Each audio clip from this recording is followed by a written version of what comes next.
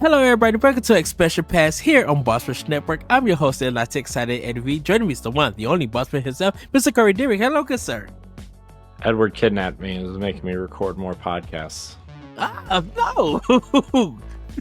How did I do that? Oh, no, wait. You're taller than me. You're taller, stronger than me. That doesn't mean anything. Hi, Ed. Hi. Corey, we are kind of at the final point before the release of the Nintendo Switch 2, releasing on June 5th. Hopefully people were able to get a pre-order in. And so with this episode, it's going to be a wrap-up about our last three systems, the Game Boy, Super Nintendo, and the NES. We're talking about the launch lineup. And so I think we're going to still go backwards and start with the Game Boy, because it only had like 5 games for it. So with those 5 games, it was Tetris, Super Mario Land, Alleyway, Baseball, and Tennis. Cool. I remember getting my Game Boy for Christmas. Tetris was packed in, and Super Mario Land was my second game. But then I also got the Ninja Turtles game when it came Follow out. the Foot Clan. Yep. Oh, what a banger. That was a... if I find the box anywhere, I will have that game complete in boxes. I have the inserts in the game, but not the box. Also, Pokemon Red, if I can find a box for cheaper than $150. Ooh. Dude, just the box for that game sells more than most games. That's bonkers. I know for me, anyone who bought like the Game Boy games during that time, they came in that plastic case around the game inside the box. So it's kind of like, you think of a compact, you could, open it up and then put your game in and then close it, and it'll be, be with you and stuff. Like, you'll be protected from the dust and everything.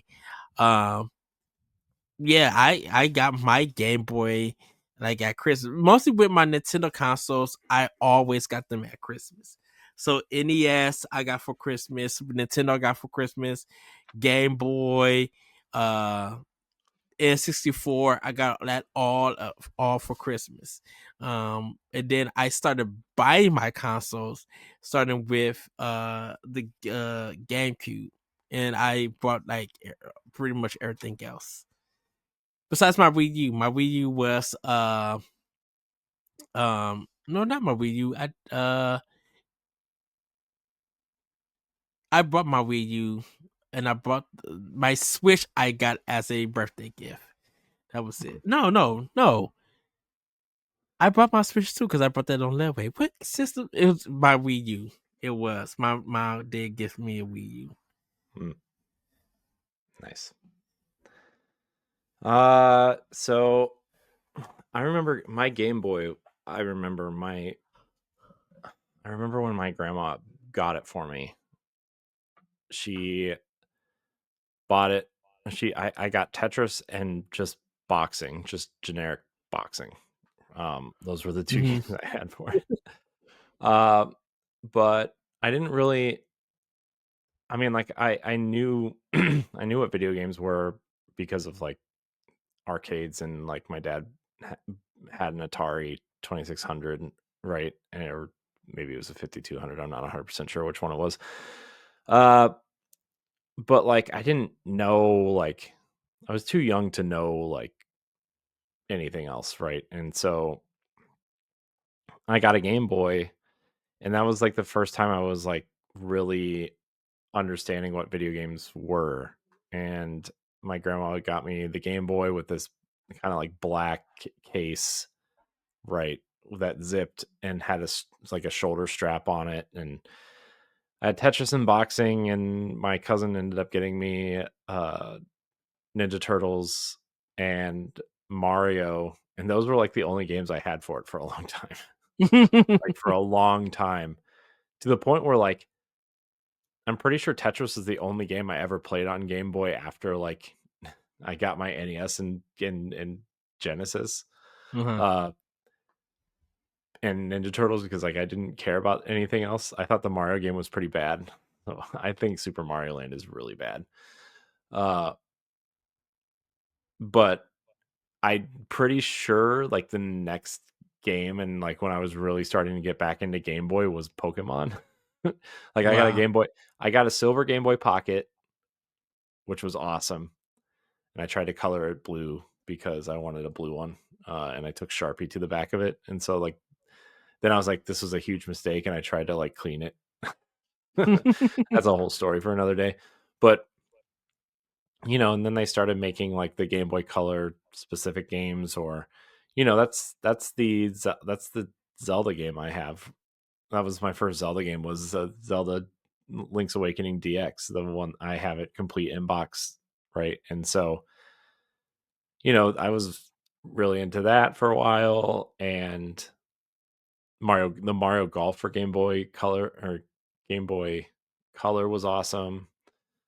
Uh, so yeah, Game Boy was like a weird system that faded and then came back, which I guess that was kind of the console, or that was kind of the life of the console anyway, right? Because it kind of, I don't want to say died when like the Super Nintendo came out, but like it definitely had a resurgence when Pokemon came out, right? So Yes.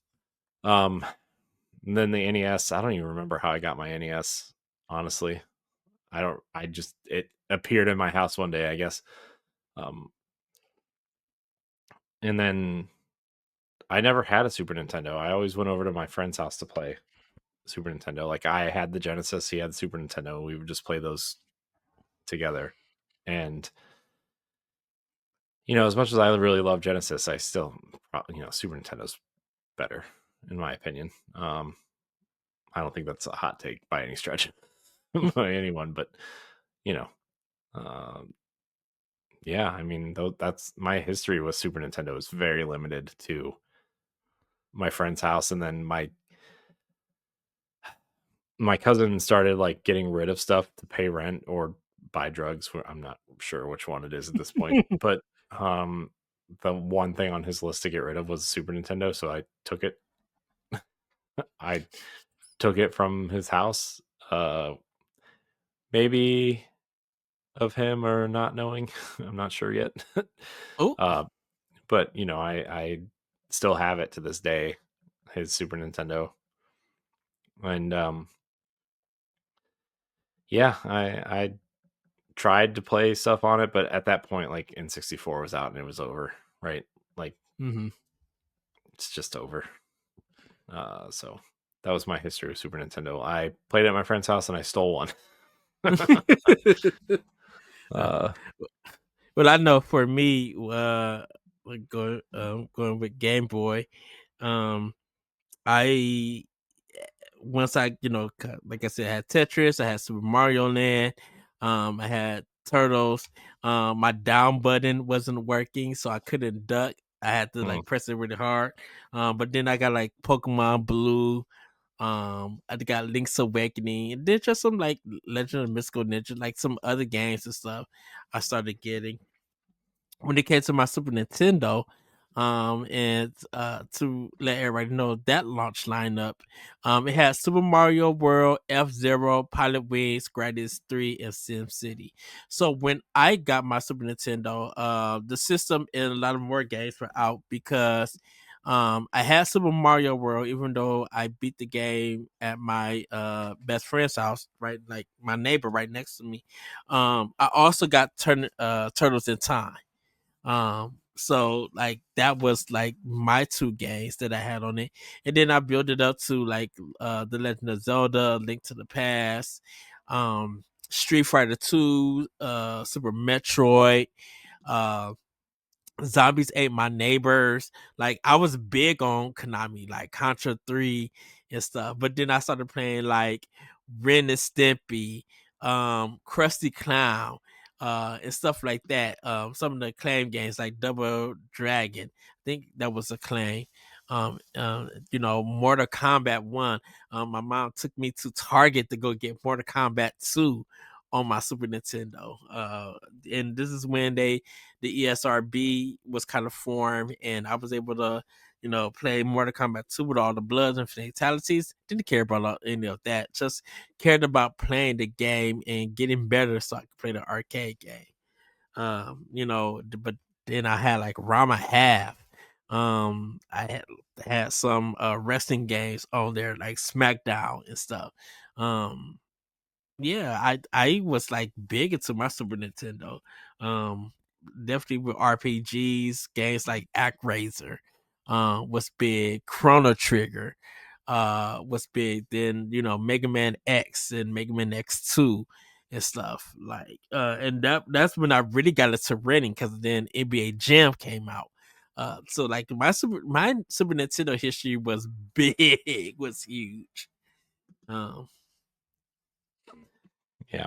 I mean, Super Nintendo was pretty revolutionary. Like at one point I wanted a Super Nintendo over an N64 because A, mhm. it was cheap, and B, it was cheaper, and it was probably going to be widely available and already had a bunch of games out for it, right? So plus like it was the cool redesign of the Super Nintendo, and they had the Mario All-Stars Plus World pack in at that point, right? And I was really wanting to play those in particular, and the Donkey Kong games, and Turtles in Time, and Mhm. Mickey's Magical Quest. And then there was a bunch of games that I had never played on there, right? Like I had always heard about this Final Fantasy series, right? Like, well, not always, but like as I started paying more attention to games, I started hearing about that, and um, exploring like all these other things. But then N64 came out, and I was like, oh well, this is over. So don't care. Uh, Man, Final Fantasy 3, Secret of Mana, Secret of Evermore. Yeah, those was my games and everything. Hmm. Um, while playing the Sega Genesis, like Hyperstone Hmm. Heist and Streets of Rage and Street of Rage 2 and Joe Montana 1 and 2 and Michael Jackson Moonwalker and stuff like um because my brother was a Sega kid, so I used to play all of those games too. Hmm. Yeah, and I So mean, the Genesis had some good games. I'm not trying to say that. Like Hyperstone Heist is arguably better than Turtles of Time in my opinion, but uh, and Rocket Knight Adventure, and yeah. uh, some of these other games, Sonic Spinball, you know. You just wanted me to react to that. Yeah, I did. With the game. Yeah, and then obviously like all the weird stuff you could do with Genesis, like the Sega CD and the Mhm. 32X and Uh, Sega Channel and Game Genie, and like all these, just the Sonic and Knuckles kind of plug-in thing, like the all 32X. weird stuff, man. Weird stuff. And then obviously like people wanted to play fighting games there because they had the six face button Mhm. controller that came out later. And yeah, Sega was weird, but I think in a lot of ways ahead of their time. But a lot of these companies that are ahead of their time kind of fade, right? I mean, Sega Channel was like Game Pass before Game Pass, right? Like, Yeah. and then we can get into all this kind of stuff with Sega at some point, but like, I don't know, say, discs, right? That was a big thing that Sega did and Nintendo didn't, right? And PlayStation was obviously exploring that with Nintendo at one point, and Oh, uh, it's Sony. Yeah. yeah, and but at the end of the day, I think this is always the case where like you have to have the games, right? And the games that people want, and Sega had some great arcade style games, but not, I mean, what Beyond Oasis is nowhere near close to being Zelda, and Mm-mm. Fantasy Star is interesting, but nowhere near what Final Fantasy or Chrono Trigger were, or the 800 other RPGs on the Super Nintendo. All right. Um, so yeah, I mean, and Super Nintendo had the games and had the support, um, and the better versions of the multi-platform games. So All right. Genesis had Sega had support, but Sega was also supporting their own sales. Like, yeah, they didn't have Final Fantasy, but they had Fantasy Star because that's a mhm. Sega first party game. You know, even with Beyond Oasis and stuff, like I that would I was would their own also type of. Oh, go yeah. ahead.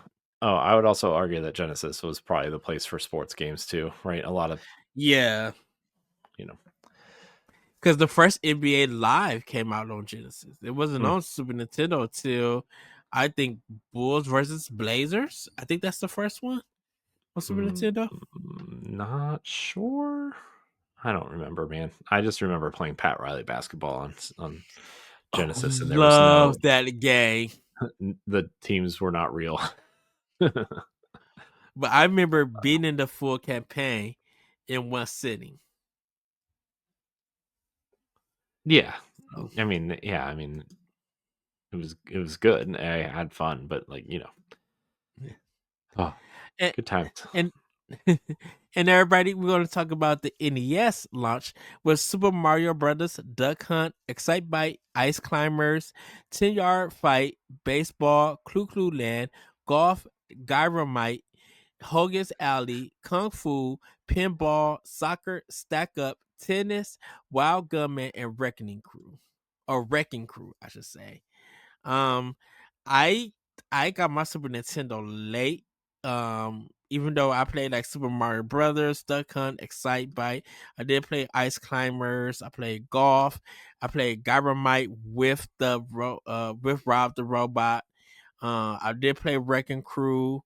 Um, but I also, but man, shoot, like I had, played Contra, played TMNT, the first Turtles game, and then TMN2, the arcade game. I played the first, Mega Man 2, Mega Man 3, Kid Nick Eye, Bad Dudes. Ninja Gaiden was like hard as ever. But I remember renting that from a rental store where like I guess I think it was on Tuesdays. If you rent a game, they give you free bag of popcorn and Mm, everything for every rent that you did. So I rented Ninja Gaiden on NES because I used to play at I was when my granddad was alive, I would go with him to go to the laundromat and they had the Ninja Gaiden arcade game and I would play the arcade game there. So I would witness the death scene because of the continues. Because my granddad would only give me like 50 cents, and that was it. mm, yeah. Well, uh, Uh, I mean, that was, Ninja Turtles was like that for me, or like I would basically get to that third level where you're in the sewer, and that was it. huh. I mean, I I got that. That was pretty good for a young kid, but still. I got to the Technodrome and like actually beat it, got inside the first part of the Technodrome, and then died and game over. It's like Mm, dang nabbit. that's rough. Because I was able to get past the uh on the C part Hmm. and everything. Um, Yeah, so lighting the bombs. All right. yeah, I did that. I also played, I mentioned in Nintendo Pop like Kung Fu. I played that one. It's um played Life Force, which was a game like come from Konami, which was part of the Gradius. Ghosts and Goblins, man, Ghouls and Ghosts, I should say. That game was hard still, and still hard. Could never get past the first level Mm, with it.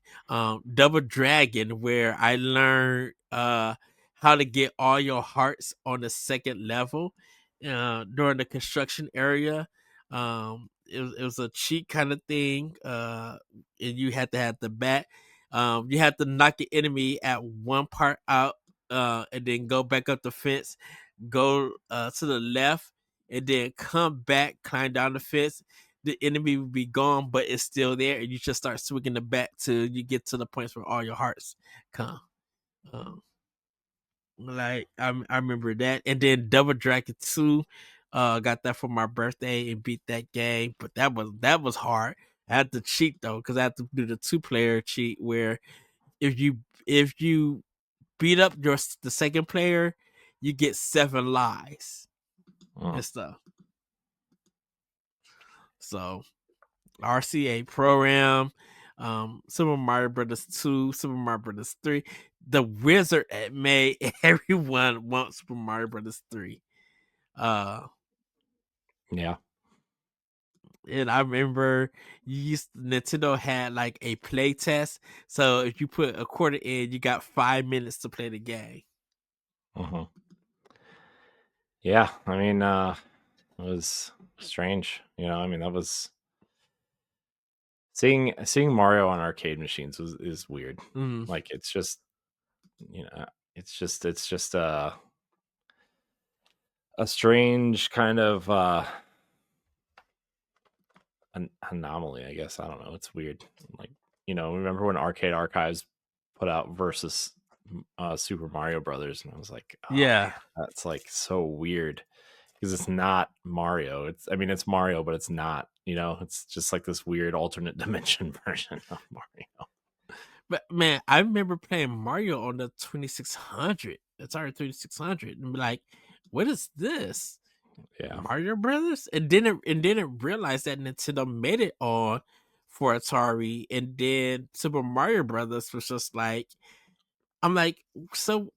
And I got confused because I'm just like, is Mario Brothers the first game, and then Super Mario Brothers is like the second game, but the first for Nintendo? It's weird. Hmm. Yeah. I mean, it's definitely weird. It's just it's Hmm. I mean, you gotta get people's attention somehow, right? So Uh, I played Wrath of the Mystical Ninja. Uh, I played Shinobi on the Nintendo Tengen. Uh, they stole mhm, the information from Nintendo on how to bypass the chip and stuff. So I played and beat Shinobi on the NES. that's weird. That's Was it the weird version with like Spider-Man in it and stuff? I think so, yeah. And Because Batman and Shinobi was a Sega game. That was a first party Sega game. I'm like, the heck is this doing on Super Nintendo? I mean, on Nintendo. I'm like, this is weird. yeah, I mean, not they were doing some weird stuff over there. I had, of course, Ninja Gaiden 2 and stuff. Um, Yeah, that's where we got and then the Konami code for Contra. yeah. Konami code, everybody. Konami code. Yeah, because I that's when I stopped. I would beat it with the 30 man, but then I stopped doing it. And then just like, let me play Contra the way that it's intended. Yeah, man, what a time.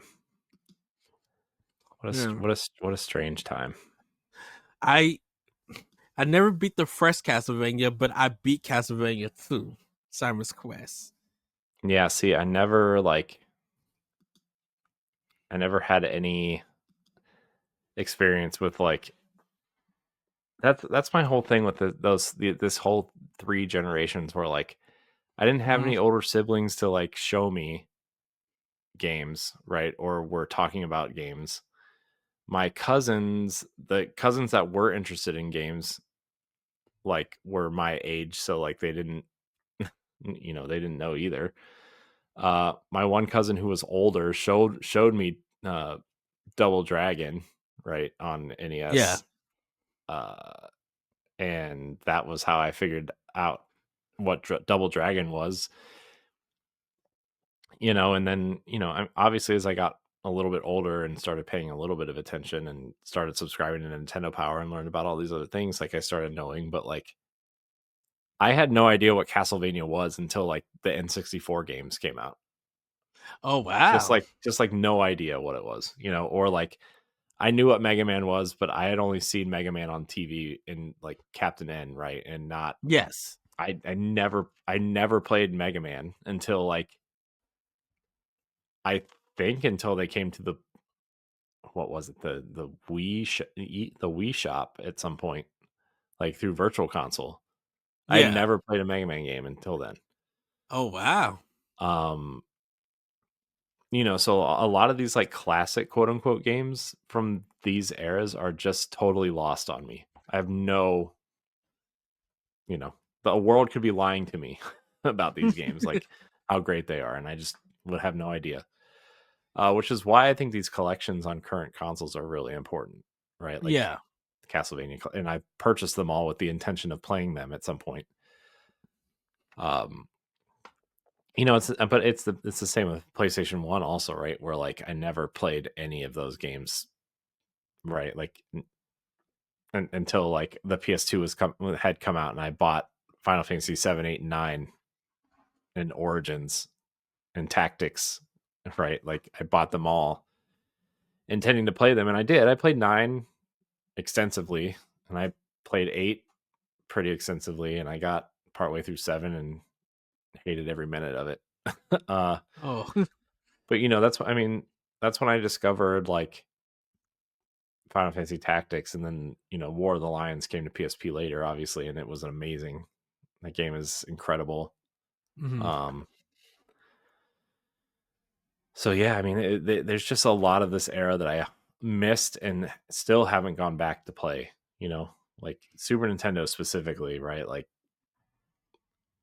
games we talk about all the time, where like personally still have never played A Link to the Past or Super Metroid or Final Fantasy 4 and 6, 2 and 3, whatever you want to call them. Mega Man X, you know, anything you would probably consider a classic besides Yes. Mario and Donkey Kong, like probably haven't played it on Super Nintendo. You know, which is like why NSO is so great theoretically for someone like me who like is super into games and the history of games specifically, but never really experienced some of these games.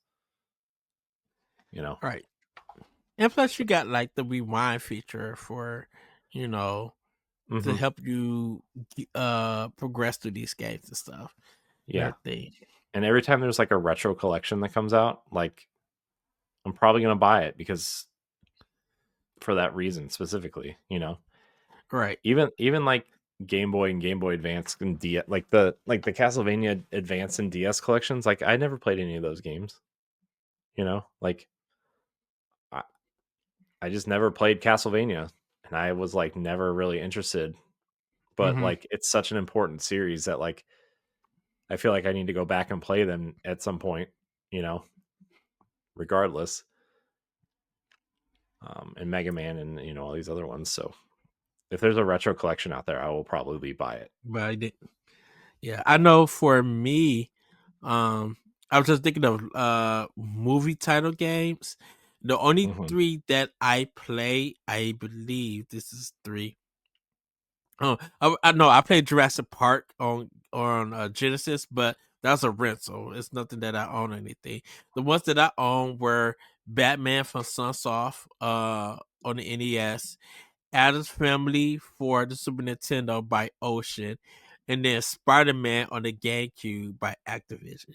Those are kind of like the only three during the during those releases, during those times or those eras, of movie licensed games that I actually bought and played. Hmm. It's still out the best. The and still like Batman is like the best out of all three of those. Man, Batman soundtrack is good on Hmm. NES. Yeah. And like I really hope some of these games with licensing nightmares kind of Hmm. get that worked out because you know it's important to have those games out there, right? Like that's why I think like the Disney, you know, retro game collections are so important, like the Aladdin and whatever one, like the one with like what Aladdin, Jungle Book, something else in it, right? That's why Way Yeah, Forward's DuckTales remake was so cool and important. So, yeah. I remember a ladder in Super Nintendo. Um, mhm. I beat that one Yeah, see, during the rental. I only ever played the Genesis one, so when I played the Super Nintendo one, it's, like, totally different, you know? Yeah, it, It's like a proper platformer and, like, you throw the apples and, like, yeah. it's weird. I mean, it's cool, but it's super weird. Cause like to get 100%, you had to collect all those gems Mhm. in the game. And I think for the Sega Genesis one, I think all you needed to do was survive and beat the level. Uh, Yeah. So, so Disney was weird with a lot of their games because it's like the good Disney games came from Capcom. I don't know about so much for the Sega Genesis uh, with it. yeah, yeah, it was definitely strange for sure. Um, but, Tower of Illusion was good though on Sega Genesis. Castle of Illusion? Castle of Illusion, yeah, not Tower. I'm sorry. Yeah, it was okay. I wasn't that into it, but, you know, it was okay. Yeah. And then like the Super Nintendo had Super Game Boy on there where you had the cartridge in, you were able to play Game Boy games in color, I should Mhm. say. Yeah. Man, Game Boy Game Boy, when they put out that color system, man, that was like a Hmm. game changer. Like, Oh I mean, obviously, like, we had,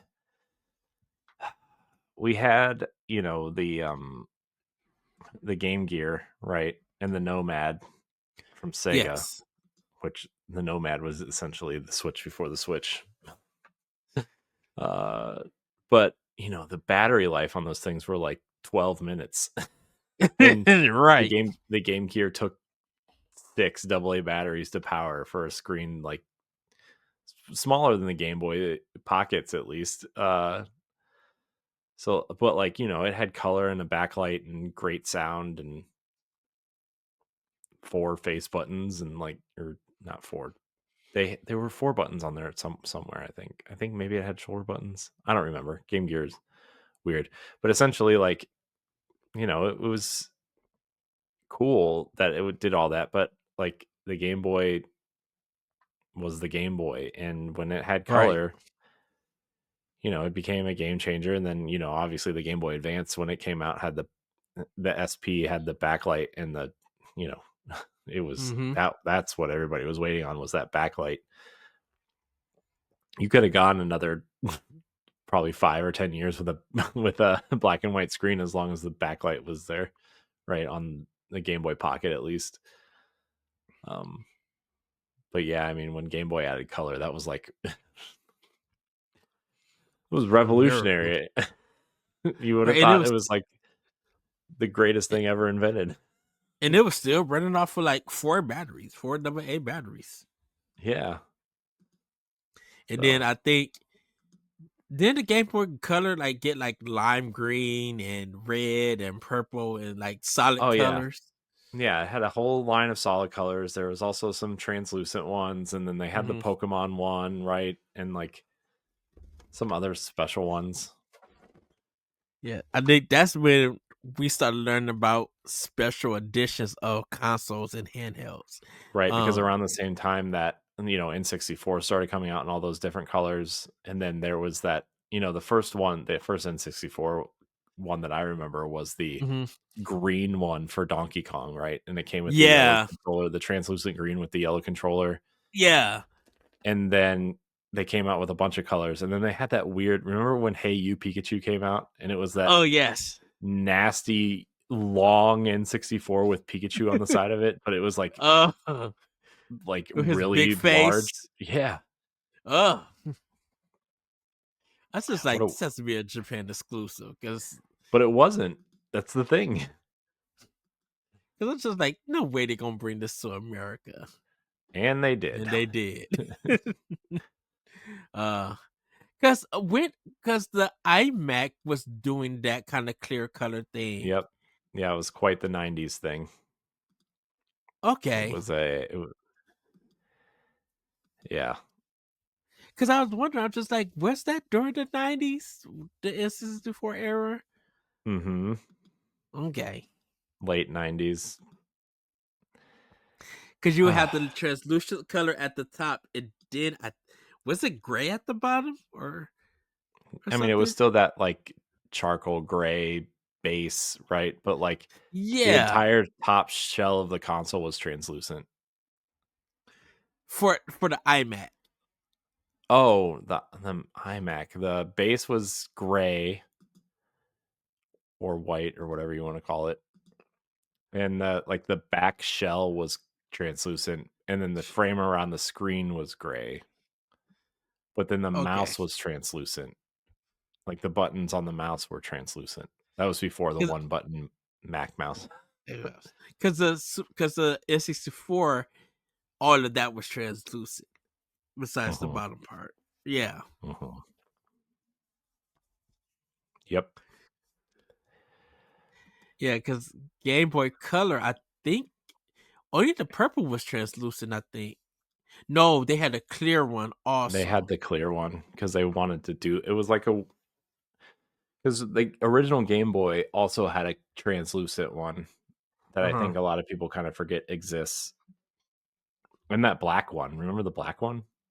Oh, that black one was nice. Yeah, it was cool, and it was I had never seen it in person, but I always see pictures of it, and I'm like, "Man, that black Game Boy is, like, super sleek."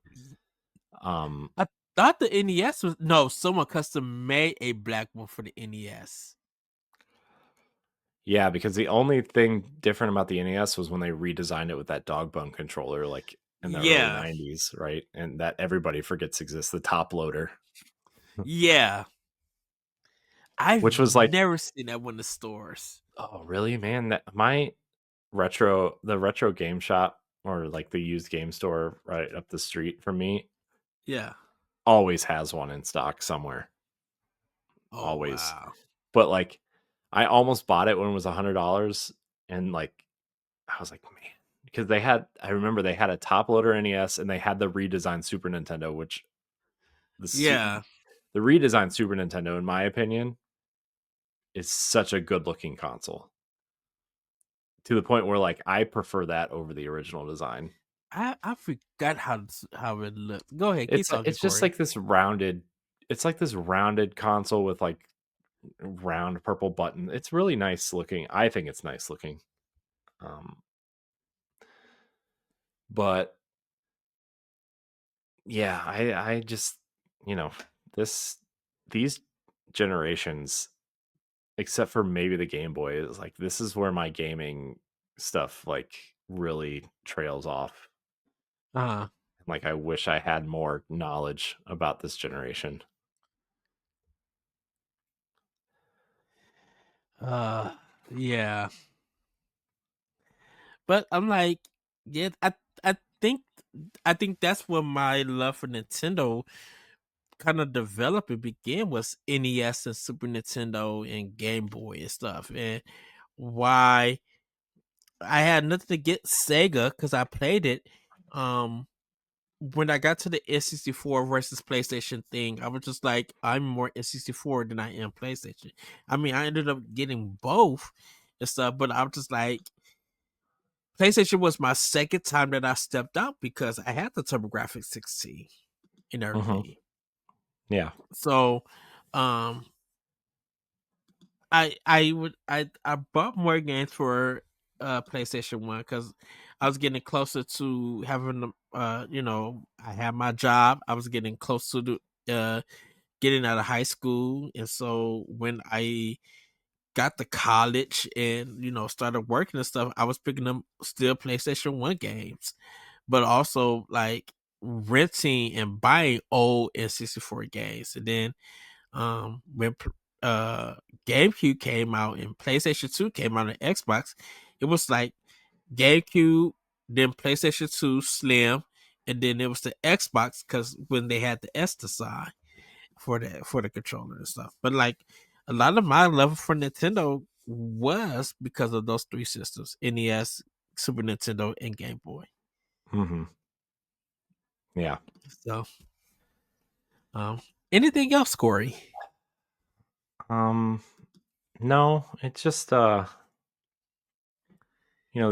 these were really um interesting kind of uh consoles because I mean there's just a lot there that it's an interesting couple of generations because it's kind of like the beginning of video games at home, right? I mean, I know like Hmm. Atari and the Magnavox Odyssey and ColecoVision, all these other things kind of existed beforehand, Yes. but this was like after the crash in the 80s, like this was like the beginning of gaming at home, right? And so this is kind of when this is the era everybody kind of thinks of when gaming really began at home and like the evolution of gaming from this point on, right? Um, it's just really interesting to look at the games that are quote unquote classics and how a lot of those franchises are still around today, like Mhm. Mario, Zelda, Metroid, Street Fighter, Mega Man, maybe to an extent. Uh, all these franchises are just like Castlevania kind of still going, in different ways, right? With the TV show and these collections. And it's just really Final Fantasy, obviously, still going. Dragon Quest. So you just look at these and think, man, we watch these franchises grow and it's a unique perspective because we're never going to, no other generation is going to experience what we have experienced with games, right? Like seeing these franchises grow like this or companies rise and fall and rise again, right? Like Sega Hmm. or um, Atari, even to a lesser extent, of being at the top and then falling so far and finally clawing their way back into relevance. Like nobody's really ever going to see that again. You know, we're the generation that saw it, and uh, that's cool. And this is kind of Yeah. like the rebirth of gaming at home is really cool to see it evolve from here. So Yeah. I think that's um, a good way to put a bow on it. Because of, like for us, it's just like yes, it's the launch games, but it's just like the games that we played on these systems and the memories that we created playing these games. yeah, and I think like yeah, we called this series the launch, but like look how many games we talked about that are important to Hmm. games regardless, like and important for these generations regardless. And I mean, what are we going to talk about? Two games for N64 for an hour or so? No. But like Oh, look how legendary that library is. Look how yeah. legendary the Super Nintendo library. Are we really only going to talk about Super Mario World for an hour and a half? No. But I Tetris, mean, no. And like, the NES has kind of like this accepted release date in Mario and all these other games, but like the most fascinating fact about arguably the most influential video game ever made, nobody knows the exact date that it came out. right.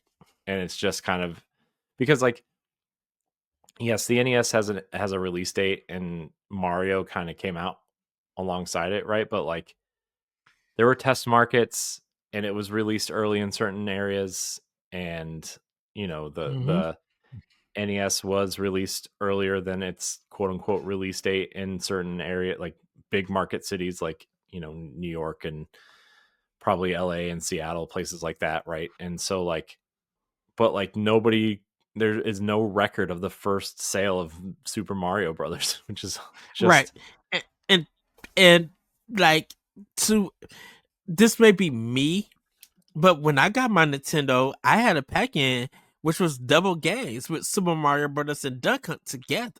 mhm. It Yeah, was that edition. Like I've never seen Pac-Man, not Pac-Man. I never seen Duck Hunt sold separately or Super Mario sold separately until like almost the end of the NES life cycle. yeah. I've never seen Super Mario Brothers not packed with something, right? Like Hmm. Duck Hunt or the three games, right? What was it? Track and Field, right? Was the third game. Yeah, yeah. Um, Cause yeah. my So like friend had my next door neighbor had that version. the Track and Field one. Hmm. Yeah, the box I have for my NES, which I don't really understand how this happened, but like the box I have for the NES is the one that comes with the pad for Track and Field. And the box Yep. has Track and Field on it, but I only Yeah. have the version of Mario with Mario and Duck Hunt. I don't have the pad and I only have the gun. So, and I have the Yeah. orange gun. I don't have the original gray one, right? Because the original Zapper was gray and it looked too much like a real gun, so Yeah. they started making it orange. So So crazy. even in the 80s, man. Yeah, because me and my friend, we would do track and field over his house and getting on the pad, be like, or we'll get down and start banging with our hands, Hmm. trying to trick it and Yeah. stuff. So yeah, I mean, video games are great. This is where it's started for for us essentially. Like, I mean, I know, yeah, it's just really cool. Yes. Well, with that, everybody, that's gonna be it for this episode Expansion Pass. We have gone through all the launch lineups besides the Nintendo Switch. Um, But like, check out the history for all of these consoles. Come watch these videos. If you want to see more, but you want to see them in events, for just even $1 at our Patreon, we get you early access to our videos. Um, with that, everybody, have a great week, have a great weekend, and we'll see you next time on Expression Pass. Bye, everybody. Goodbye. If you want to see how you can become a Patreon producer, head on over to patreon.com/BossRushNetwork. The Patreon producers for this month are Adriel Munger, Austin Campbell, Celeste Roberts, Sana Dierig, Francisco Santillan, Matthew Keel, Retro Stoy, and Christian S. Thanks for your continued support of the Boss Rush Network.